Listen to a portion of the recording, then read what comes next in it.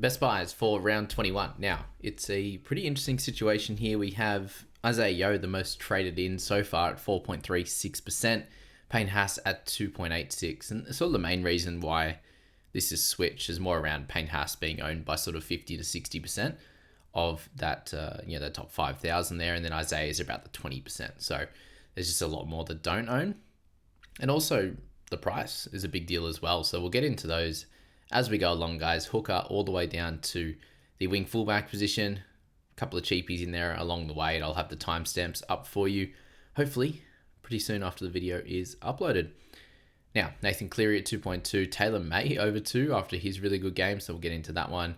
Dylan Edwards at 1.93. Hudson Young at 1.65. And Turbo and Campbell just above the 1% mark to round out the most traded in so far. So have a look at those numbers there and see if you want to zag and go for someone maybe down near the 1% mark that's brought in by a few less people. Now, let's get into Hooker and Blake Brailey. Up to 745k is absolutely incredible. He's now priced at 55, but if you look at his previous sort of 5 weeks there, it's absolutely incredible. Low score of 44, where he decided not to run the ball this time. And then the other 4 games there, it's 89, 68, 76, and 77 with just the 1 try. But he does have 5 try assists and 4 line breaks. That's what's shown in his running of the footy with 3 games over 100 metres. And you look to his career, he did it once here in 2024, at the end of last year, around 25, and he still only scored 46. So he's in absolutely a purple patch of form. Another week there, he got 95 metres for 49, 86 metres for 59. So this is just a new man. And the only troublesome thing, or the worrisome thing I think about with Blake, is that at 7.45, if he goes back anywhere near what we saw at the start of the year, or even last year or the year before, like his whole career outside of this 5-week stretch, then you will lose out on the purchase. He will average 49 or 51 or something, and unfortunately you would have paid a little bit too much for that asset. So that's the only worry with Blake. But what I will say is he is currently the best hooker pick that you can make because of the potential for the upside of 60 plus. There's no one in the hooking position right now outside of potentially Aaron Clark, but I just think he'll be a stock standard sort of 55 guy. You've got Grant that could do it, but he could also average mid 40s as well. And then you've also got Watson, who's in a situation where he's not the best, not the best pick. I'm just not seeing him run the footy as much as I would have hoped, and the 42 last week might be swaying my opinion there, and I just brought him in, and Blake Brailey's going nuts. So it was clearly pick Brailey over the other guys, and he could continue doing it, and he's the most informed by far. So Harry could have gone 70 plus last week, and that's the exciting thing. But what they did do was run at him all game. So 64 tackles for him. He'll be right up for this next one, and he'll play good minutes as well.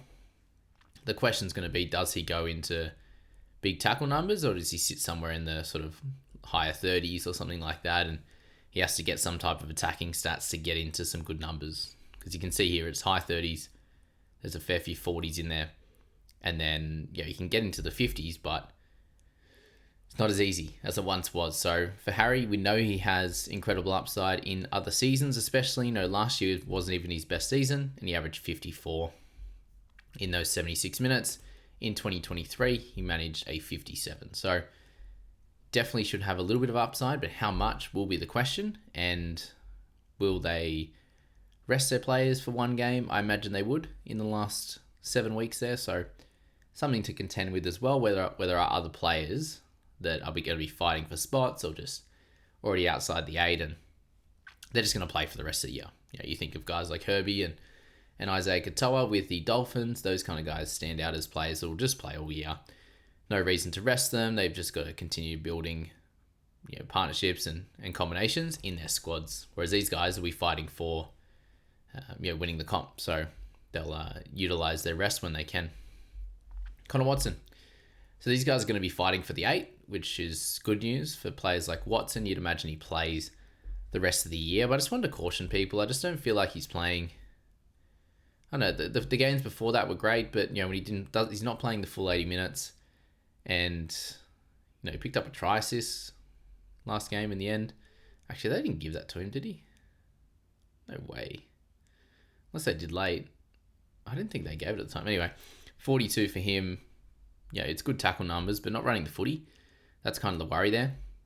You saw in round 16, he managed 162 metres, and there's been other games there at 100, 109, 100. Actually, that 109 game, he picked up a 33. So there's definitely some down games in him.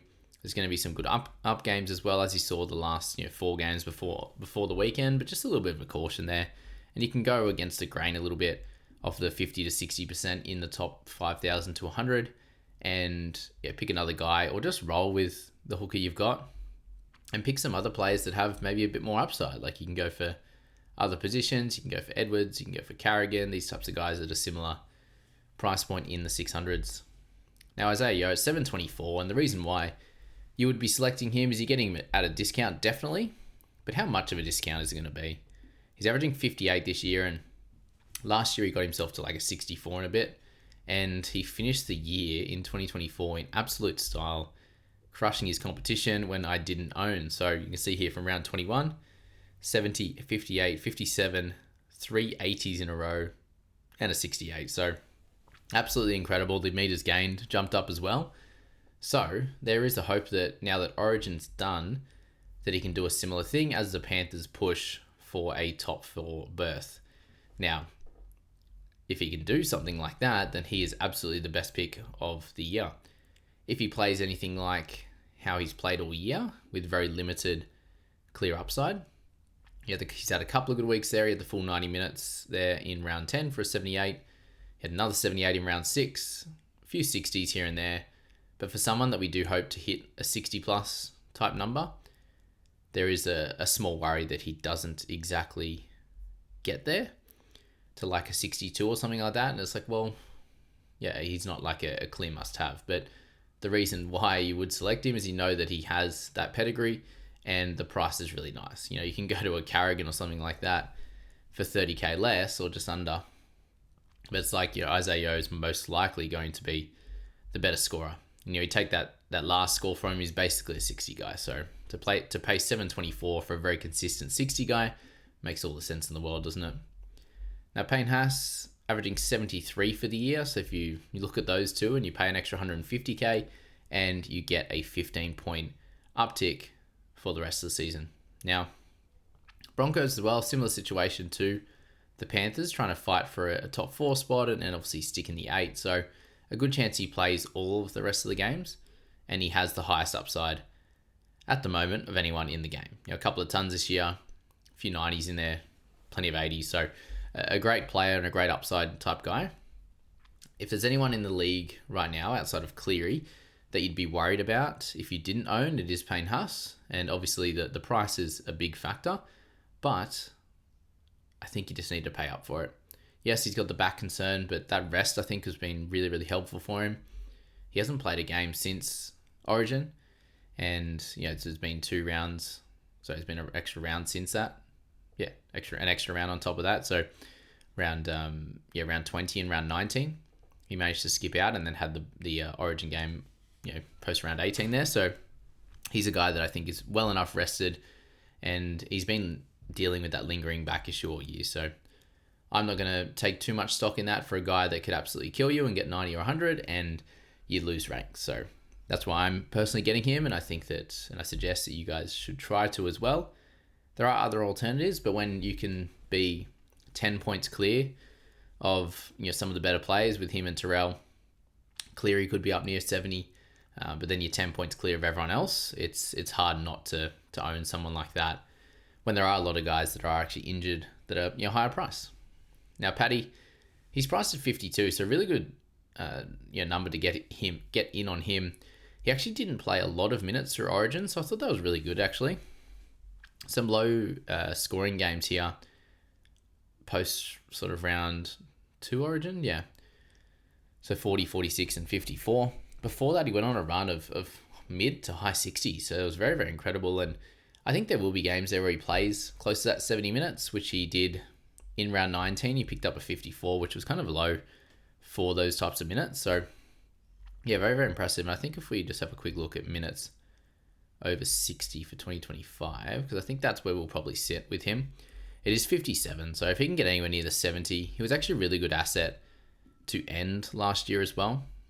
For the back end there, 66, 62, another 66, 73, and 61 to finish. So if you're a little bit short on cash, or if you want someone near 700k, I think Paddy is a really, really, really impressive option. So that's the boy there, Paddy Carrigan.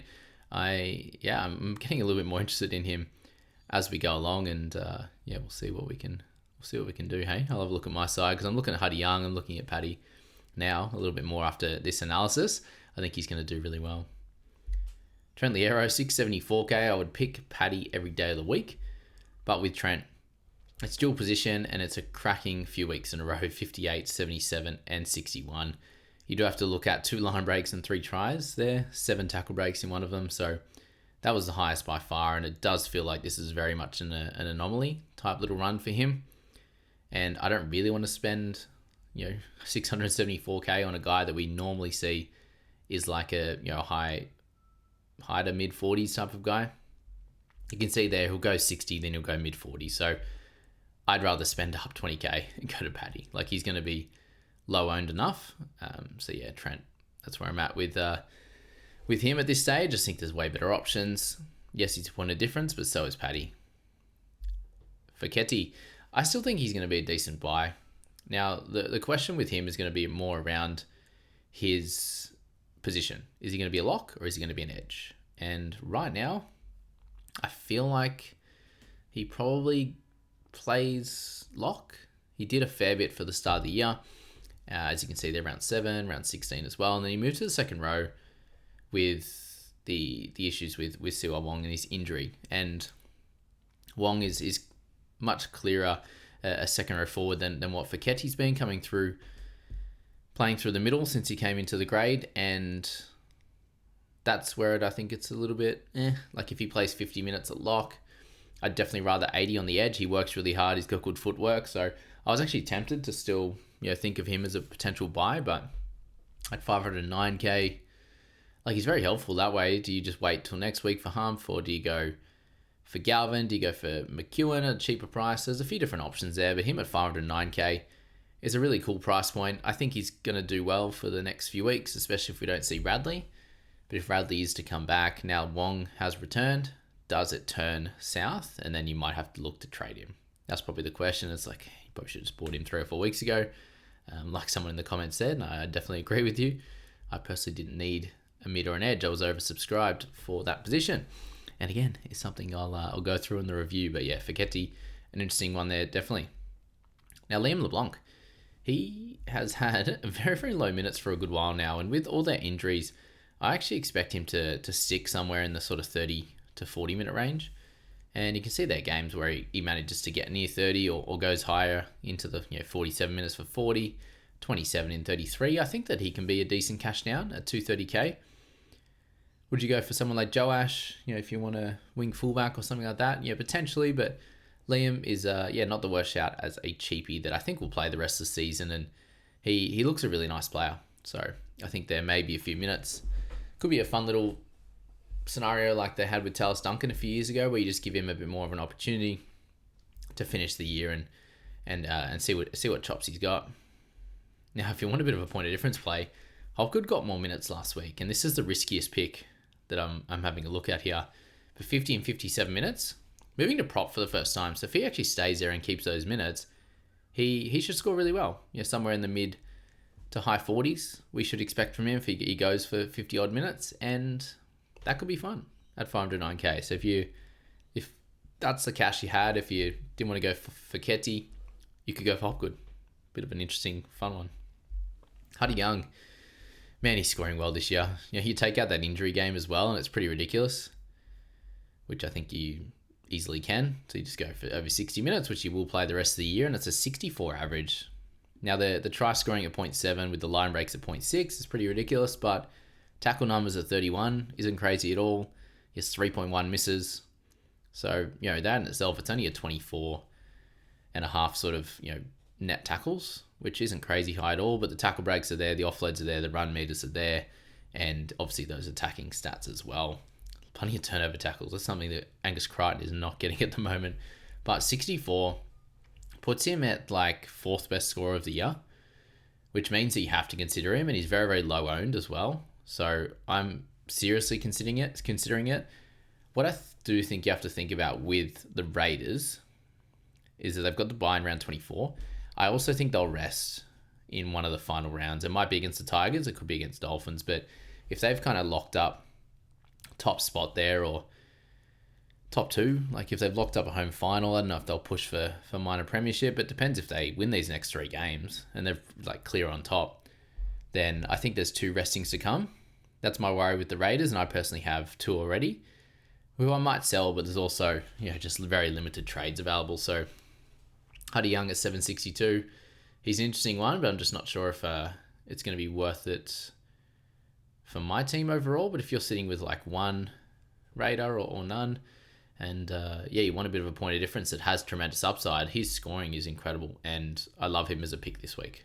Just I'm not sure if I'm going to be able to do it myself, or I will actually pull the trigger like Edwards last week. Now, Eli Katoa at 726, he is just going to be stock standard. He's a great pick, a great average of 55.7. You have to consider these guys at a really nice price. He doesn't have a buy to come, may get rested at some point, but is someone that you should definitely consider, but is a higher percentage owned guy. If you want to roll with the pack a little bit, you can do that.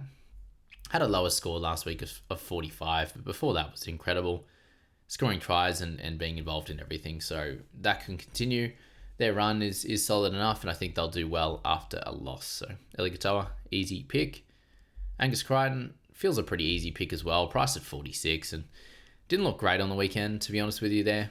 He's kind of limping to some 50s last week anyway. 7 tackle breaks and a try, and still only 52. Was annoying. But before that, the 3 weeks before that was pretty nice, but then you had some really low ones, 33, 29, 42. So there's definitely some worries there before he went really well from round 4 to 6. Not the same guy as last year. And defense, just attacking wise, he finally got another try, but he still can't get turnover tackles and try savers and try assists. He has 1 for the year, so it's just very, very interesting how this is happening. Hopefully Walker can help him out, but 620, it's still a really nice price, and that's the way and the reason I went and jumped on him. Kaipi's Paul at 682. He's a fun pick as well. Like, I just think he's a really strong keeper, but the bye next week does make it a little bit annoying, but you get it out of the way, and he's a guy that's just absolutely crushing. He had that one low score of 38, but 50 plus every week since round 10, which is really good, and averaging 56. It's hard to say anything bad about him apart from that bye, and I think with the injuries they've got, they'll stick with him all year, and no more restings outside of that. So really solid pick as well. Preston at 663. We know his pedigree. He's averaging 55.5 with a couple of low scores there, and if he can go anywhere back to that, there's 6.5 points of value. He also was averaging 58, so it's almost 10 points of value if he can get back to that, but that is the big if there. I scored 2 tries in the last 4 weeks, and without those, he'd been a little spot of bother. So that's kind of the worry since he's returned, is that it's very, very difficult to get him over that 55 mark, which he did once with 44 tackles, 130 meters, and a try. So that's the big worry with him. Now, I have faith that he can do it, but I also think that the Dogs need to play a bit better. So at 663, definitely an option. He's going to work hard. It's just if they use him properly with Galvin there now, or if they go to the left a bit more, like Kickow even struggled on the weekend. So a few things to think about, a few red flags or question marks around Preston, and I'm not sure if it's going to be the correct play or if we should go a different direction with Preston at the moment, which is crazy because I've been high on him all year, but things change very quickly, and he looks, and the team looks very, very different to what they did at the start. Now, Charlie Guymer, 423k, he ended up having a really good score again on the weekend, 49 tackles, 54 the week before, hardly ran the footy, but picked up a try off that kick, I believe, and he's doing great since he's moved into that big minute second row position, and it won't change now with Katonga out of the side. So at 423k, he's a really good, I should say, mid-range option that should keep his spot now. I think he's played really well the last 2 weeks, and he's also going to have being on that right-hand side is helpful with Mitch Moses back as well. So a very much a point of difference guy and should play the remainder of the year out. Jermaine McEwen, I think he's slightly better than what you'll see with Guymer just because of the price at 80k, but I also think the scoring should be good as well. You saw here in the game on the weekend, 49 just in pure base, 1 offload to ground and also 5 tackle breaks. So he has the running. They used him at 114 meters and he got 34 tackles for 4 misses. Pretty solid overall for a cheap guy and just misses the 1 week. And I think they'll lock in with him for the rest of the year because they've got KPP leaving. And I think Jermaine McEwen will take that spot next year. This is a great opportunity to blood him for the next 6 weeks. And you can get some good scores out of him for someone that will, you probably don't need him next week too much, with the Knights bye. And later down the track, you probably will. Bowie Fermor, 679k. After that little bit of a price drop, he's gone down to a 51 price point, a 54 average now, so 3 above where he's priced at. And he was really, really consistent until the weekend. So I think he'll go back to that mid-30s scorer. He'll get those missed tackles hopefully down. He's missed a few recently, but run meters were still there. He just had a few issues on the weekend. 28 tackles, 5 misses was a bit gross. And then, 2 errors in this one as well. So hopefully, and you should see an improvement from him. He didn't have a score under 50 all the way back. Round 11 was that last one. So people bought him last week for consistency, and I think he'll go back to that this week, and he'll play out the rest of the year and be a really solid edge or centre for your side. Nathan Cleary, I think he's pretty well a must-have. Like, you take out the injury-affected game, which obviously you have to keep. There's that chance at all times, but you can see there, even with the 50-minute effort for his 64, he's averaging 70. So puts him as the 3rd best pick of the year, not even close, and a great captaincy option, and it comes up against Tigers and Gold Coast Titans. So I think he should be brought in by everyone in the top 1,000. Newcastle after that, and then some slightly harder matchups. But he's been in incredible form.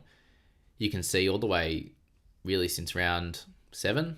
He had a 56 in just base after that and 1 goal, but since then he just he hasn't hit under 64. So someone with that upside is incredible to own. Jaden Campbell at 594k is pretty ridiculous. Priced at 44, he can be near a 60 guy. And yes, we haven't seen it for a little bit since his injury, and he doesn't look exactly the same, but he also had a couple of good try assists on the weekend, and tackle numbers fairly similar, but didn't really run the footy. That was kind of the worry there for him in this game, which all the other games you see basically 80 plus. So if he gets that back, I think he'll go to 55 scoring again and have 10 points of value. Owned by most, so you don't have to go there, but if you want to, I think it's a good pick at a good price. Galvin at 463. Now that Humphrey's out, I still think Humph was the better option, but now that he's out this week with the concussion, I think Galvin comes in at 34 price point is really, really good. And you saw on the weekend a 55 just with that 1 try assist. He did it in base stats, and hopefully there he can do it again. You got 35 in round 18 with a little bit lower on the base stat numbers. That he didn't tackle as much, but you can see here a lot of the time he can be in the 20s, but then others he can be mid-teens and stuff. So the 30s and 40s will come, but he'll also have the 50s and the 60s if the Bulldogs can turn things around and improve their season a bit. Now, Tanner Boyd at 532. He comes in priced at 40, and we've seen 2 really solid games for him here, 56 and 49. So still some potential for really, really good games from here. And he's got Titans, Dolphins, Doggies, St. George, Titans, Paros. It's just an awesome run, and he'll get that for the rest of the year. And at 532k, he's going to do a really solid job for everyone, and I still think is a really good pick. Just mainly around the run, he's going to be goal kicking, all the good stuff there. So he's someone that's on my potential hit list for the Latu Fainus or the LKTs. You can upgrade to get to Tanner. I think is really cool. Jerome Hughes, just a great purchase long term.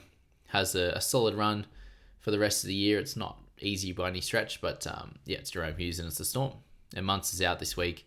Even with Munster playing, he's into the 500 plus kick meters, which he wasn't doing at the beginning of the season. He just had that 1 all the way through until round 16, and he's done it every game since then. So And you can see there the scores are showing major improvement since sort of round 14 there, which is really, really good for owners of him, not for myself, but I still think you can absolutely buy him this week. Jai Gray, I didn't realise he'd actually gone down a fair bit, which makes sense with the interchange games, which you saw through the last 3 games that he's played. So that's great.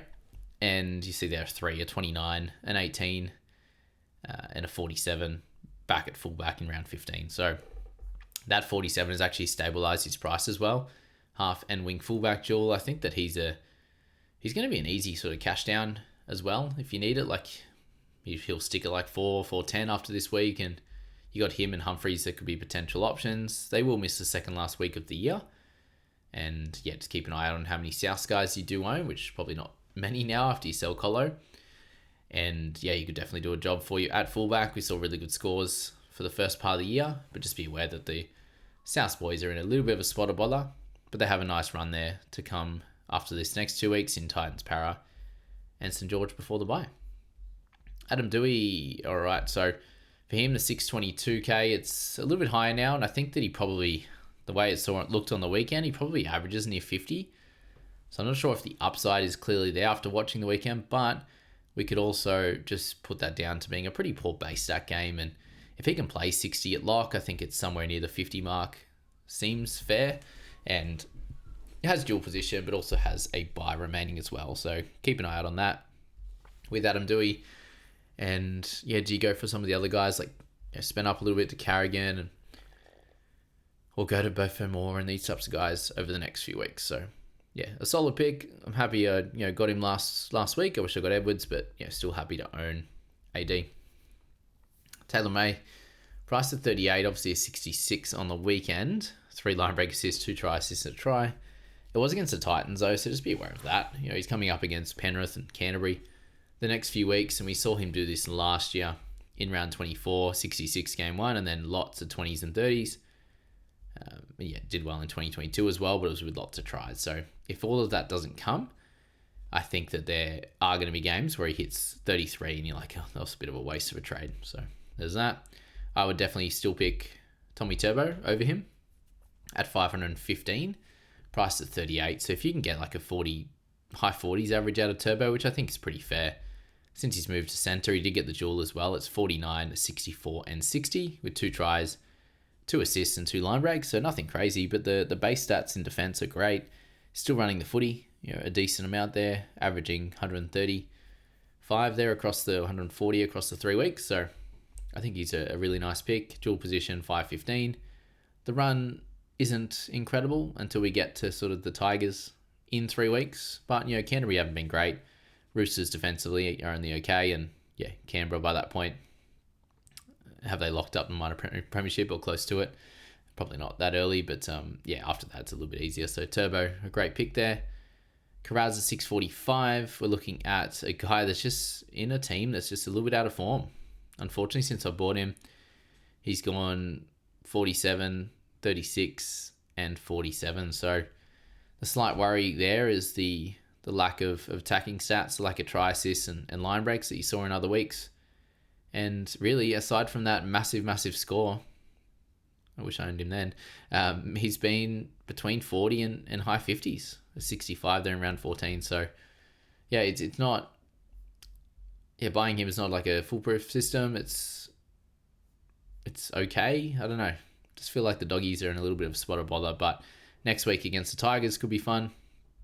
And he comes up against Garrick this week. So there are potential other better picks. I would go for Edwards over him, just as an example there as well. Dan Gagai, 598k. Him at fullback has been really fun since he's moved there. So he ended up playing there in round 19 and 20. So 64 and 56. 1 try in that, did get a try saver, but line breaks and try assists. So getting involved in everything, still running the footy plenty, just a few less tackles, a few less misses is helpful as well. So he's a fun point of difference guy. Priced at 44, probably should average just over 50 and be solid for you, but has a bye next week and the team's kind of only going okay. But yeah, he's going to be a part of those attacking stats. Zach Lomax, a few people have asked me about him. Has been really consistent in the last 3 weeks, but has scored tries in all of those. So really, if you're buying him, you're hoping that the tries continue. And I don't know if that you should be relying on tries when he comes up against Broncos and Melbourne.